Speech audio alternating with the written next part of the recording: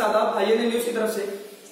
और जैसा कि आप सभी लोगों को पता है 2019 लोकसभा चुनाव चल रहा है और इसकी 91 सीटों पर प्रथम चरण में 91 सीटें हैं, 20 राज्यों में चुनाव हो भी चुके हैं। तो अभी हमारे पास सामने मेन मुद्दा ये है कि हम अपने जो कैंडिडेट है जो इलेक्शन में खड़ा हुआ है उसका चुनाव किस तरह से करना है, क्या खूबियां क्या खामियां हमें उनमें देखनी है। तो उसके लिए हमारे साथ स्टूडियो में मौजूद हैं मौलाना अब्दुल रहीम साहब। जी मौलाना अब्दुल रहीम साहब, आप क्या कहना चाहेंगे भारत की आवाम से? बिस्मिल्लाहिर्रहमानिर्रहीम, अल्हम्दुलिल्लाहि व कफ़ा व सलामुन अला इबादिही अल्लज़ीना इस्तफ़ा, अम्मा बअद।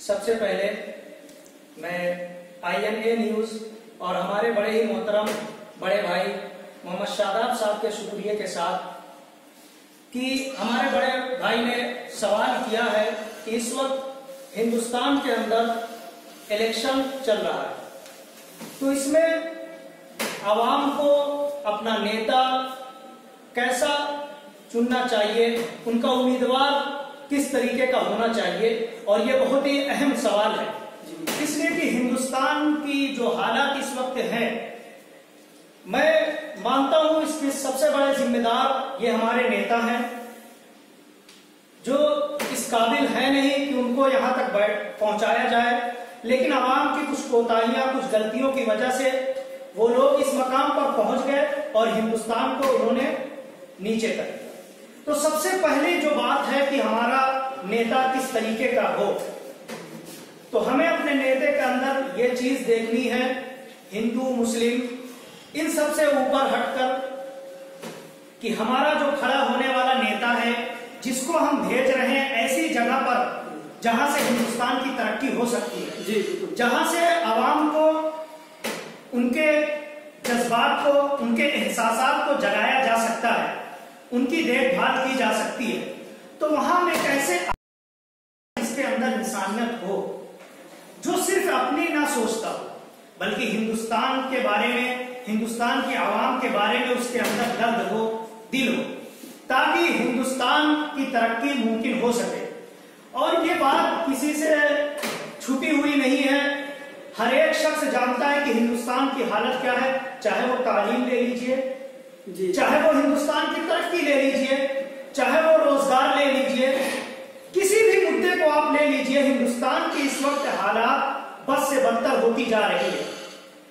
तो जहां तक मेरा सवाल है कि जो लोग अपने नेताओं को कोसते रहते हैं, उनसे पहले तो इन आवाम की जिम्मेदारी है कि वो आवाम ऐसे नेता को वहां पहुंचाते क्यों हैं जिनको इनसे मतलब नहीं है हिंदुस्तान की तरक्की से। तो सबसे पहले और अहम बात यह है कि हमें अपना नेता ऐसा चुनना है जो हिंदुस्तान की तरक्की में काम आ सके, हिंदुस्तान की आवाम का दुख दर्द समझ सके। तो मौलाना साहब, एक हमारी आवाम की तरफ से क्वेश्चन कई बार उठता है कि हमारे जितने भी नेता हैं वो सब बूढ़े हैं। आप देखते हैं अधिकतर majority of that person are old, वो उनकी उम्र काफी ज्यादा है, जबकि सरकारी जितने भी कर्मचारी होते हैं उनकी एक औसत उम्र होती है जिस पर उन्हें रिटायर कर दिया जाता है। अब मेरा और हमारी आवाम का जो क्वेश्चन है वो ये है, क्या आपको ऐसा लगता है कि हमारे जो देश में जो युवाओं का देश है, जहां पर सबसे ज्यादा युवा हैं, जहां पर सबसे ज्यादा वोटर युवा हैं, वहां पर नेताओं को युवा होना चाहिए? क्योंकि जब 60 साल की उम्र में, 65 साल की उम्र में एक सरकारी कर्मचारी उस कार्य को करने के योग्य नहीं है, तो वही कर्मचारी या उसी उम्र का या उससे ज्यादा उम्र का कोई भी व्यक्ति देश को चलाने के लिए समर्थ है, ये हम कैसे चुने? जी मोहतरम सादाब भाई, आपका सवाल मेरे हिसाब से बहुत ही अच्छा है कि एक सरकारी कर्मचारी की उम्र जब कुछ ज्यादा हो जाती है 60-70 साल के करीब, तो उसको सरकारी तौर पर रिटायर कर दिया जाता है। जी जी जी। तो इस देश का नेता जो मेरे हिसाब से हिंदुस्तान का भविष्य है, इसलिए कि उसी के हाथ में है हिंदुस्तान की तरक्की, हिंदुस्तान की आवाम की तरक्की, तो क्या उसको भी 60, 70, 80 साल की उम्र में रिटायर हो जाना चाहिए या नहीं? यही आपका मेरे ख्याल से सवाल है। जी बिल्कुल सही। तो जहां तक मैं समझता हूं, तो मेरा यह कहना है कि वो एक सरकारी दस्तूर कायदा बना हुआ है कि सरकारी कर्मचारी 60-70 साल की उम्र में रिटायर हो जाएंगे, यहाँ ये दस्तूर नेताओं के लिए नहीं है, होना चाहिए मेरे हिसाब से। इसलिए कि जब देश का नेता जब जवान होगा, नौजवान होगा, 25 साल, 30 साल, 40 साल उम्र होगी, तो नौजवानों की सोच जो जरा ऊंची होती है जी। माहौल जिस तरीके से तरक्की कर रहा हो, जिस सिमत में देश जा रहा हो, उन पर उनकी गहरी नजर होती है जी। इस एतबार से वो देश को दूसरी सिमत ले जाने के ज्यादा काबिल है बिलमुकाबिल उन 70-80 साल के हमारे बुजुर्ग नेता के हिसाब से। तो मेरे हिसाब से नेताओं की भी उम्र 60-70 साल हो जाए तो ज़ाब्ता एक कानून बनना चाहिए कि उसके बाद वो इलेक्शन ना लड़े। एक क्वेश्चन हमारे आवाम में यह भी है कि हमारे आधे से ज्यादा जो नेता हैं वो अनपढ़ हैं, पढ़े लिखे नहीं हैं, और इस 1 अरब 30 करोड़ की आबादी वाले देश में जहां पर 3 करोड़ से ज्यादा युवा बेरोजगार हैं और पढ़े लिखे हैं, क्योंकि यहाँ पर जो बेरोजगारों की गिनती हुई वो पढ़े लिखे बेरोजगारों की गिनती हुई है, कोई अनपढ़ बेरोजगारों की गिनती तो यहाँ कर नहीं रहा है। अब उस अनपढ़ नेता को पढ़े लिखों के ऊपर उनका प्रतिनिधि चुना गया है, उनका कल्याण करने वाला चुना गया है, उनके लिए कार्य करने वाला चुना जा रहा है, तो आपको क्या लगता है, क्या वो अनपढ़ नेता वहां पर होना चाहिए या फिर वहां पर एक पढ़े लिखे IIT, IIM या फिर किसी अच्छे इंजीनियर को वहां पर हमें चुनाव में जिताना चाहिए और उस पद पर पहुंचाना चाहिए? देखिए मोहतरम शादाब भाई, आपका सवाल बहुत अहम है, लेकिन ये सवाल मुझे भी बार बार सुनाई देता है कि हमारे नेता जो अनपढ़ जी, तो हमें अपना नेता पढ़ा लिखा चुनना चाहिए या अनपढ़ चुनना चाहिए? जी बिल्कुल। तो आपके सवाल का जवाब देने से पहले मैं ये बात आपके सामने बता दूं कि अवाम, हिंदुस्तान की अवाम जो आज एतराज कर रही है कि हमारे नेता जो जाहिल है, अनपढ़ है, लेकिन उनसे मेरा ये सवाल है कि वो अनपढ़ या जाहिल नेता वो उस गद्दी तक पहुंचे कैसे, किसने पहुंचाया? अवाम ने। यही पढ़े लिखे अवाम ही ना।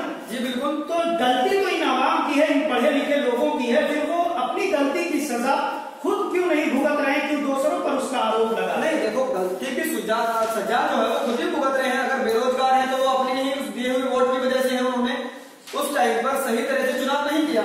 मकसद ये है, अब देखो यहाँ पर ये है, अभी जापान देश है, हमारा ही टाइम पर आजाद हुआ था, आज वहां पर वो विकसित देशों में है, हम विकासशील देशों में है, फर्क है दोनों ही देशों में। हमारी जनसंख्या वहां से ज्यादा है, हमारे पास संसाधन वहां से ज्यादा है, हमारे पास अगर आप बात करें उस टाइम की, तो उस टाइम पर जो भी एक गरीबी हालत में देश था और हम उस टाइम पर भी समर्थ थे किसी काम को करने के लिए, हम डेवलपमेंट नहीं कर पाए क्योंकि हमने कभी अच्छे नेताओं को चुनाव नहीं किया। यही है। अच्छा, अगला क्वेश्चन हमारा आवाम की तरफ से आपके लिए ये है कि जैसे कि अभी बेरोजगारी देखी जा रही है, तो आपको क्या लगता है बेरोजगारी इतने बड़े पैमाने पर पहुंच गई है कि रोजगार मिलना बहुत ही मुश्किल काम है। युवा हमारे यहाँ पर दर दर भटक रहे हैं, परेशान हैं, उन्हें रोजगार नहीं है, यहाँ तक कि चाय और पकौड़ियां बेच रहे हैं। MBA, BBA, BCA करे हुए जो छात्र हैं उनकी हालत बद से बदतर होती जा रही है। तो इस बारे में आपका क्या विचार है, हमें किस तरह के नेता को चुनना चाहिए और उस नेता के काम क्या होने चाहिए? क्योंकि नेता वादे तो सभी कर रहे हैं, अभी चुनावी माहौल है, आपको पता है, सभी नेता वादे कर रहे हैं कि हम आपको रोजगार देंगे, हम आपको शिक्षा देंगे, स्वास्थ्य देंगे, बट उनके वादे कहां तक सच्चे हैं, वो कौन सा पैरामीटर है क्या हम उनकी सच्चाई को नाप सकें? क्या आपको लगता है कि हमें उनकी हिस्ट्री को देखना चाहिए फिलहाल के? क्या आपको लगता है कि हमें उनके पॉलिटिकल करियर को देखना चाहिए? कहीं वो किसी गुंडे, कहीं वो अपने पुरानी हिस्ट्री में कोई गुंडे तो नहीं थे, कहीं वो झूठे वादे करने वाले तो नहीं थे? क्या उन्होंने पिछली बार वो चुनाव में जीत करके आए थे तब उन्होंने अपने वादे पूरे किए हैं या नहीं किए हैं? क्या आपको ऐसा लगता है? जी, आपने बहुत लंबी बातें की, बहुत सारे सवाल किए।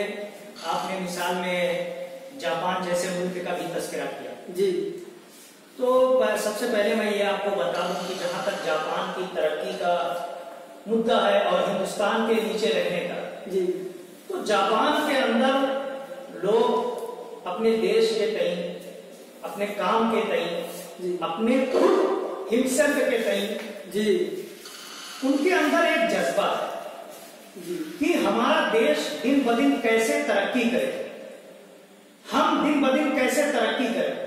कभी आपने नहीं सुना होगा कि जापान के अंदर हिंदू, मुस्लिम, सिख, ईसाई इस जैसी लड़ाइयां हुई हो, नहीं, किसी जानवर के नाम पर किसी इंसान को कत्ल किया गया हो।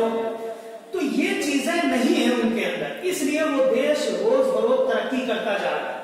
और इसके बिलमुकाबिल आ जाइए हम अपने हिंदुस्तान की बात कर लेते हैं जी। हर दिन नहीं तो हर हफ्ते, हर महीने कहीं ना कहीं आप अखबार के जरिए, टेलीविजन के जरिए, न्यूज के जरिए, सोशल मीडिया के जरिए आपके कानों में ये बात पहुंच जाती है कि हिंदुस्तान के अंदर हिंदू मुस्लिम दंगे हुए जी, कहीं किसी जानवर के नाम पर किसी इंसान का कत्ल किया गया जी। और तो कत्ल तो हुआ, लेकिन हमारे देश के जो बड़े बड़े लोग हैं, प्रधानमंत्री और हमारी जो हिफाजत करने वाली तंजीमें हैं, सब के सब खामोश तमाशाई बनी रहती हैं, जिसकी वजह से ये दंगे करने वाले, ये गुंडागर्दी करने वाले, इनके हौसले बढ़ते हैं और कहीं ना कहीं इनके हौसले बढ़ाए भी जाते हैं। तो इस वजह से हमारा देश तरक्की नहीं कर रहा है। इन सब से ऊपर उठकर जब हम सोचने लगेंगे तब हमारा देश तरक्की करेगा। अब आपकी रही ये बात कि हमारा नेता पढ़ा लिखा हो या ना हो, आवाम पढ़ी लिखी है, नेता कैसा हो, तो ये बात तो जरूरी है कि आवाम से ज्यादा पढ़ा हुआ लिखा हमारा नेता होना चाहिए, जिसके अंदर दुख दर्द हो। इसलिए कि जब वो एक पढ़ाई के मरहले से गुजरेगा, जब वो उस पोजीशन पर पहुंचेगा जहां से वो पढ़ाई के तालीम के सिलसिले में कुछ कर सकता है, तो वो हत्तल इम्कान जहां तक मुमकिन हो सकेगा वो इस काम को करने की कोशिश करेगा कि हमारे स्कूल, हमारे प्राइमरी स्कूल, कॉलेज, हमारी यूनिवर्सिटियां, जितनी भी तालीम के नाम पर जितने भी इदारे इस तरीके की जो भी हैं मेंशन, उनको कैसे ऊपर बढ़ाया जाए, कैसे हमारे जवान, कैसे हमारे छोटे छोटे बच्चे तालीम याफ्ता हो जाए ताकि देश के लिए कुछ कर सके। और इसी के बिलमुकाबिल जब हम अपना नेता किसी अनपढ़ को चुनेंगे तो बस वो बात यही सब करेगा कि लड़ाओ हिंदू मुस्लिम करके अपनी राजनीति करो, दंगे करवाओ, अपना बैंक बैलेंस बनाओ, आवाम को लूटो, इस तरीके की चीजें होती रहेंगी। और ये चीज उस वक्त खत्म होगी जब हम अपना नेता किसी पढ़े लिखे को भेजेंगे। मिसाल के तौर पर आप ले लीजिए, जैसे अरविंद केजरीवाल साहब हैं जी, इन्होंने इतने अच्छे काम किए हैं जी, पढ़ाई के कहीं हर एक सिलसिले में इन्होंने काम बहुत अच्छे किए। क्यों? इसलिए कि पढ़े लिखे हैं। जनाब अखिलेश यादव साहब, इन्होंने पढ़ाई के तालीम के सिलसिले में बहुत अच्छा काम किया। क्यों? इसलिए कि पढ़े लिखे हैं। असदुद्दीन ओवैसी साहब को ले लीजिए, इन्होंने भी बहुत अच्छा काम किया है, इसलिए कि ये सब लोग पढ़े लिखे हैं। नहीं, मनोहर पारिकर जो है उन्होंने भी काफी अच्छा काम किया है, वो भी IIT पास है जी। मैं किसी का इनकार नहीं कर रहा हूँ, मैं 2-3 मिसालें आपको देकर बता रहा हूँ। तो बहुत सारे लोग हैं, ऐसा मैं नहीं कहता सिर्फ यही 2-3 हैं, बहुत सारे लोग हैं जो काम कर रहे हैं और दिल से कर रहे हैं। तो इसीलिए मेरी आवाम से गुजारिश है कि नेता ऐसे शख्स को चुने जो पढ़ा लिखा। अच्छा, विकास का एक बहुत बड़ा मुद्दा है हमारे देश में। आवाम कहते हैं कि हमें विकास चाहिए, डेवलपमेंट चाहिए। वो डेवलपमेंट का स्ट्रक्चर क्या है, डेवलपमेंट का वो बेस क्या है? क्या यहाँ पर केवल सड़क बनाना ही डेवलपमेंट है? क्या यहाँ पर बड़ी बड़ी बिल्डिंगें खड़ी करना डेवलपमेंट है? या आवाम को खुश रखना डेवलपमेंट है? मेरे को ये आप जरा एक बार अगर क्लियर कर सकते हैं तो बड़ी मेहरबानी होगी आपकी। जी, जहां तक मेरा जानना है जी, तो इस बारे में मैं ये कहना चाहता हूं कि आवाम और हमारे नेता के दरमियान जो एक गलतफहमी है कि देश की तरक्की क्या है जी, वो मेन मुद्दा है। इसलिए कि हमारे बहुत सारे लोग पढ़े लिखे हैं लेकिन भूखे मर रहे हैं। बिल्कुल, गरीबी में हमारा देश बहुत ही ऊंचा चल रहा है। रोजाना न जाने कितने लोग भूख की वजह से मर रहे हैं। और ऐसे भी लोग इस देश में पाए जाते हैं जो करोड़ों लाखों अरबों का रुपए का खाना एक वक्त में खाते हैं। जी बिल्कुल, ऐसा है हमारे मुल्क में जी। तो इस दूरी को जब तक दूर नहीं किया जाएगा कि एक गरीब शख्स जिसको एक रोटी भी नहीं मिल रही है खाने के लिए, उसी के बगल में, उसी के पड़ोस में एक ऐसा शख्स रह रहा है जो करोड़ों का खाना रोजाना नुकसान कर रहा है, फेंक रहा है खाने के बाद, लेकिन उस गरीब को नहीं दे रहा। इन दूरियों को जब हम दूर कर देंगे तब ये हमारा देश तरक्की करेगा। अब रही बात देश तरक्की करेगा कैसे और नाम तरक्की का क्या है? क्या सड़क बना देना, बड़े बड़े स्कूल बना देना, कॉलेज बना देना, यूनिवर्सिटी बना देना, फैक्ट्री बना देना, इसी का नाम तरक्की है? तो मैं जहां तक समझता हूं इसका नाम तरक्की नहीं है। आप कुछ न बनवाइए, सड़क भी मत बनवाइए, स्कूल भी मत बनवाइए, कॉलेज भी मत बनवाइए। जहां तक मेरी समझ है, अगर हिंदुस्तान का एक एक शख्स हिंदुस्तान में रहने वाला, चाहे वो हिंदू हो, मुस्लिम हो, ईसाई हो, सिख हो, जो भी रह रहे हैं, इस देश में रहने वाला हर एक शख्स अगर वो दिली तौर पर खुश है तो हिंदुस्तान हमारा तरक्की कर रहा है। मैं समझता हूं तरक्की इसी का नाम है।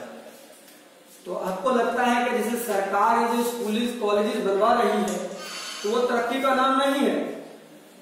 देखिए सर, इसका मतलब ये बिल्कुल नहीं है कि रोड वगैरह बनाना ये तरक्की का नाम नहीं है। असल जो पॉइंट है मेरे हिसाब से, अगर मैं आपको एक मिसाल दे रहा हूं, अगर आपको मैं रोजाना 1000-2000 रुपए दूं, यूं ही जी यूं ही, और उसके बाद पीछे से मैं आपके जो बैंक में 1,00,000-2 लाख पड़े हुए हैं, 2000 दे के 4000 आपका लूट के लेके चला जाऊं जी, तो क्या आप कहेंगे कि मैं आपकी भलाई के लिए, आपकी तरक्की के लिए बहुत काम कर रहा हूं, या मुझे गालियां दे? नहीं, मुझे तो यही लगेगा आप तरक्की के लिए काम कर रहे हैं। मेरी आपको मालूम है कि मैं आप पीछे से आपका 5,000 रुपए रोजाना वो गालियां तो मन से निकलनी ही है, वो गालियां दिल से निकलेगी, यही बात है, पेट से निकलेगी। जी यही बात है कि हमारी नजर में तो बस ये दिख रहा है कि कॉलेज बन गए जी, सड़कें बन गई जी, लेकिन एक गरीब जो रोजाना 10 रुपए कमाता है, जिसकी वजह से उसके घर का खर्चा चलता है, उससे भी सरकार किसी न किसी बहाने 5 रुपए उससे छीन लेती है। और जो अमीर लोग हैं, जिनके पास काला धन है, जो सरकारी तौर पर लीगल नहीं है जी, उनको और बढ़ावा दे रहे हैं। तो तरक्की इस चीज का नाम नहीं है। तरक्की तो इस चीज का नाम है कि जिनके पास काला धन है उनसे लीजिए, और जो बेचारे गरीब तबका के लोग हैं उनको आप दीजिए, ताकि वो भी खुशी खुशी अपनी जिंदगी बसर कर सके, देश के लिए कुछ कर सके। तरक्की इस चीज का नाम है। लेकिन बड़ी अच्छी बात है, कॉलेज बनना चाहिए, सड़कें बननी चाहिए, और यूनिवर्सिटी वगैरह, फैक्ट्री वगैरह ये सब बननी चाहिए, जरूर बननी चाहिए। मैं इसके मुखालिफ नहीं हूं। नहीं, अभी जैसा कि हमारे देश में एक अभी मूर्ति बनी है, उसका नाम मुझे लगा लोगों ने तरक्की के साथ जोड़ा है। मूर्ति का नाम है statue of unity. Sardar Vallabh भाई पटेल की जो मूर्ति बनी है, तो लोगों ने उसका नाम तरक्की से जोड़ा है कि हमने सरदार वल्लभ भाई पटेल को ये मूर्ति दी है गिफ्ट में। अब मुझे ये लगता है कि शायद वो सही है, वो तरक्की का ही नाम है। अगर वो बाहर से पर्यटक विभाग पर्यटन के लिए बाहर से लोगों को बुला रहा है, विदेशों से लोग आ रहे हैं। आपको पता है हमारे देश में सालाना 80 करोड़ लोग पर्यटन के लिए आते हैं, और हमारे देश के जीडीपी का 9% हिस्सा पर्यटन से जुड़ा हुआ है। तो वो मुझे लगता है तरक्की का नाम है। आपको उसके बारे में क्या लगता है? क्या वो तरक्की का नाम है, या फिर अगर उसके बैकग्राउंड में मैं जाता हूँ, उस मूर्ति के बैकग्राउंड में जो वहां से 200 परिवारों को हटाकर बेरोजगार किया गया, जिन्हें घर नहीं दिया गया, वो तरक्की है? या फिर वो जो 3600 करोड़ रुपए उन्होंने मूर्ति बनाने में लगा दिए, उसकी जगह पर वो स्कूल, कॉलेजेस, यूनिवर्सिटीज बनाते, IIM, IIT बनाते, वो तरक्की है? आप किस तरह, आपको क्या लगता है, क्या तरक्की है? जी, जहां तक आपने कहा कि मुझे लगता है कि वो तरक्की का नाम है जी, तो सर सबसे पहले मेरा सवाल यह है कि उस मूर्ति को बनने में जो रकम खर्च हुई है वो कितनी हुई है? सर उस मूर्ति को बनने में जहां तक मेरा हिसाब है, जहां तक मुझे पता है, लगभग 3600 करोड़ या 36,000 करोड़, जो भी है, मतलब एक बहुत बड़ी रकम उसके लिए खर्च की गई है। इतने में लगभग हमारे इस पूरे देश में 11-12 IIT बन जाते, IIM बन जाते, कॉलेजेस बन जाते, यूनिवर्सिटीज बन जाते। शिक्षा के स्तर पर अगर काम किया जाता तो काफी अच्छा काम हो सकता था। बट पर्यटन विभाग के लिए जो काम किया गया है, पर्यटन को बढ़ाने के लिए जो काम किया गया है, वो भी तरक्की के रूप में देखा जाए। क्या वो तरक्की है, या फिर कॉलेजेस, IIT बनाना तरक्की है? जी, तो इतनी सारी रकम खर्च हुई है मूर्ति बनाने। जी बिल्कुल, और बहुत सारे लोग, जैसा कि आपका भी मानना है कि तरक्की हुई है। जी बिल्कुल, तरक्की हुई है। सर आप ही के सवाल में आप ही ने कुछ बातें कही कि अगर उस रुपए से हम यूनिवर्सिटी, कॉलेज, रोड वगैरह, फैक्ट्री वगैरह बना देते, और बेरोजगारों को रोजगार दे देते, अनपढ़ लोगों को तालीम शिक्षा दे देते, जी जी जी, तो ये तरक्की होती या वो तरक्की है? बिल्कुल। तो जहां तक मेरा मानना है कि इससे पहले भी, उस मूर्ति के बनने से पहले भी हिंदुस्तान में विदेश से लोग आते रहे। बिल्कुल सर। जैसा कि ताजमहल वगैरह देखने, लाल किला वगैरह देखने आते रहते हैं जी। तो आमदनी जो है वो हो रही है जी जी। अब अगर उस रकम से हम स्कूल, कॉलेज, बेरोजगारों को रोजगार, बेघरों को घर जी और सड़क वगैरह ये सब बनाकर अपने देश वालों को दे देते, तो उससे कहीं ज्यादा हमारे देश में रहने वाला शख्स खुश हो जाता और उसके काम भी आ जाता, उसके छोटे छोटे बच्चे तालीम याफ्ता हो जाते।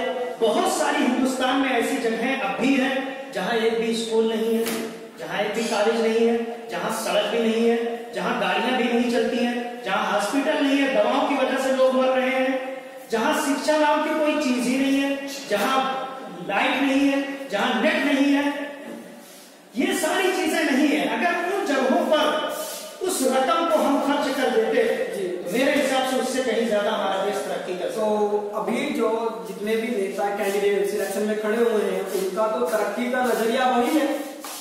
मुझे जहां तक लगता है वो अपनी तरक्की, वो जो तरक्की बता रहे हैं वो उस चीज को तरक्की बता रहे हैं। तो क्या हमारे जो आवाम है, भारत की जो आवाम है, उसे उन कैंडिडेटों का चुनाव करना चाहिए जो उसे तरक्की बता रहे हैं? देखिए, जहां तक सर आपका कहना है कि हमारे नेता अभी उसको तरक्की का नाम दे रहे हैं जी, तो नेता तो देते रहेंगे, फैसला आवाम के हाथ में है। आवाम वोट देगी, आवाम खुद मुख्तार है, वो किसको चुनती है जी। तो वो किस चीज को समझ रही है। अगर उसकी नजर में भी ये तरक्की है तो वो बिल्कुल वोट दे दे, मैं मुखालिफत नहीं करूंगा। लेकिन वोट देने के बाद फिर वो आवाम रोए ना कि हमें रोजगार नहीं मिल रहे हैं, हमें तालीम नहीं मिल रही है, हमारे यहाँ रोड नहीं है, हमारे यहाँ गाड़ियां नहीं है, फैक्ट्री नहीं है, तो वो रोए ना जी। और दूसरी बात, जैसे आपने कहा कि हमारे नेता उसको तरक्की का नाम दे रहे हैं, तो एक छोटी सी मिसाल से मैं आपको समझाता हूँ कि जो जैसा होता है उसकी वैसी ही सोच होती है। 3 फकीर एक मर्तबा ताजमहल की तरफ जा रहे थे, सफर कर रहे थे जी। तो उनमें से एक ने कहा, अपने दूसरे साथी से पूछा, यार इसमें कितना खर्च हुआ होगा? तो उसने कहा मेरे हिसाब से तो 1.5 रुपए खर्च हुए होंगे। कितने? 1.5 रुपए 1.5 रुपए केवल? हाँ। तो दूसरे ने कहा नहीं यार 3.5 रुपए हुए होंगे। मतलब 3.5 रुपए? हाँ। तीसरे ने कहा नहीं यार तुम लोग झूठ बोल रहे हो, इतना अच्छा बना है, 6-7 रुपए तो खर्च ही हुए। कुल 6-7 रुपए जी। तो ये क्यों हुआ? इसलिए उन्होंने अपनी बड़ी रकम देखी नहीं थी, वहीं तक उनकी पहुंच थी जी। उसी में वो रह गए कि 1.5 रुपए, 2 रुपए, 6 रुपए खर्च हुए। तो जब हम अपना नेता ऐसे शख्स को बनाएंगे जो गाय भैंस यही सब जानता हो, तो वहां बैठकर वो तालीम की बात नहीं करेगा, तरक्की की बात नहीं करेगा, यही करेगा गाय भैंस, पकौड़ा छानो और चाय बेचो, ये भी एक रोजगार है, उसकी नजर में वही रोजगार है, इसलिए उसने वही किया।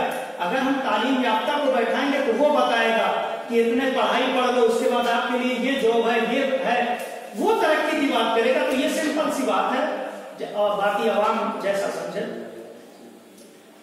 तो एक मुद्दा हमारे यहाँ पर ये इम्पोर्टेंट है, जैसा कि कहा जाता है satisfaction is more better than success. तो सेटिस्फैक्शन जो है सक्सेस से बेटर है, और सेटिस्फैक्शन हमारे देश में अभी जैसे कि माहौल है वो खुशहाली का नाम है। तो यहाँ पर खुशहाली हमारे जो हमने नेता चुना है, अगर वो हमें खुश रख पा रहा है तो वो बेटर है, या फिर कोई भी नेता चुन के जो आ रहा है वो अपना काम कर रहा है जिस तरह का उसे करना है और उससे हम सेटिस्फाइड नहीं होते हैं, या फिर हम पिछली बार भी अगर वो नेता हमारा था, ये इस बार जो नेता है हमें लग रहा है कि ये हमारी जरूरतों को पूरा नहीं करेगा, हमें सेटिस्फाइड नहीं करेगा, हमें खुशहाल नहीं रखेगा, तब भी हम उस नेता को चुन रहे हैं, तो वो सही है? क्या सही है यहाँ पर? देखिए सर, जैसा कि आपने कहा कि खुशहाली के नाम पर हम वोट दें, या ये कि ऐसा नेता है जो काम तो कर रहा है लेकिन हम खुश नहीं हो पा रहे जी। तो मेरी समझ से ये तो बात कुछ समझ में आने वाली नहीं है, इसलिए कि जब आवाम का काम होगा तो आवाम खुश होगी जी, आवाम का काम नहीं होगा तो आवाम खुश नहीं होगी। तो जहां तक मेरी समझ है तो नेता ऐसा होना चाहिए जो काम को करे, आवाम के दुख दर्द को समझे। अब आपने अभी बातों के दरमियान एक बात ये भी कही थी कि हम उस नेता को कैसे समझे, हर नेता चुनाव से पहले आता है, भाषण में यही कहता है, बड़े बड़े वादा करता है जी। तो यहाँ दो बातें हैं। एक तो ये कि आपके सामने जो नेता खड़ा है वो पहली मर्तबा खड़ा हुआ है या इससे पहले भी वो आ चुका है। जी जी। अगर वो आ चुका है तो आपने उसका रिकॉर्ड पिछले 5 साल 10 साल 15 साल में देख लिया है जी कि वो किस हद तक सही अपना वादा पूरा कर रहा है या नहीं जी। अगर किया है तो दिल खोल कर वोट दे दीजिए। किस पार्टी से है, बीजेपी से है, कांग्रेस से है, समाजवादी से है, बहुजन से है, किससे, किसी से कुछ ताल्लुक नहीं। अगर वो काम कर रहा है आप दिल खोल कर उसको वोट दे दीजिए, और अगर काम नहीं किया तो फिर सोचना किस बात को, उसको हटा दीजिए। और अगर नया है, नया आया है, अब हम उसके बैकग्राउंड को किस पार्टी से ज्वाइन हुआ, वो पार्टी आवाम से वादा पूरा करने में कितनी सफल रही है। अगर वो पार्टी रही है तो इसका मतलब ये नेता भी हो सकता है, बिल्कुल। और अगर नहीं रही है तो इसका मतलब ये नेता भी नहीं हो सकता, बिल्कुल। तो इस एतबार से हम जज कर ले। तीसरी बात कि हम कैसे समझ पाए कि उसी का हम बैकग्राउंड देख ले कि वो कहां से उठ कर आया है, क्या कर रहा था इससे पहले, नेता बनने से पहले वो क्या कर रहा था। तो उसका हम जब बैकग्राउंड देखेंगे तो कुछ ना कुछ खुलकर हमारे सामने आ जाएगी कि ये इंसान काम करने के काबिल है या नहीं। अगर है तो आप बंद करके वोट दे दीजिए, नहीं है तो उसे वोट मत दीजिए। जो आपकी नजर में अच्छा लगे, हिंदू मुस्लिम, मंदिर मस्जिद, गाय भैंस, इन सब से उठकर आप देश की तरक्की को मद्देनजर रखते हुए अपना कीमती वोट जरूर जाकर दे और अपना एक ऐसा नेता चुने जो आपके भविष्य के लिए काम कर सके। तो जैसा कि आप सब लोगों ने देखा, आज हमारे साथ हमारे मौलाना मौजूद थे और उन्होंने हमें बताया कि हमें किस तरह के नेताओं को चुनना है और किस क्या क्या मुद्दे हमारे क्या क्या पैरामीटर होने चाहिए जिन पर हमें उन्हें नापना है कि क्या वो हमारे उन मुद्दों पर खरे उतरे हैं या नहीं उतरे हैं, उन्होंने अपने वादे पूरे किए हैं या नहीं किए हैं, वो शिक्षित है या नहीं है, उनका पुराना बैकग्राउंड क्या रहा है, कहीं उनका कोई बैकग्राउंड में कोई कमी तो नहीं है, कोई खराबी तो नहीं है, कोई दागी या कोई बागी नेता तो नहीं है। इस तरह से आपको एक बार पैरामीटर पे नाप लेना है, फिर अपना कीमती वोट जरूर आपको वोट करने जाना है, क्योंकि आप भारत के आवाम हैं और आप ही को एक सक्षम और सफल भारत का संकल्प लेना है और आप ही को इस भारत का विकास करना है। तो बने रहिए आईएनए न्यूज के साथ। मैं मोहम्मद सादात, थैंक यू।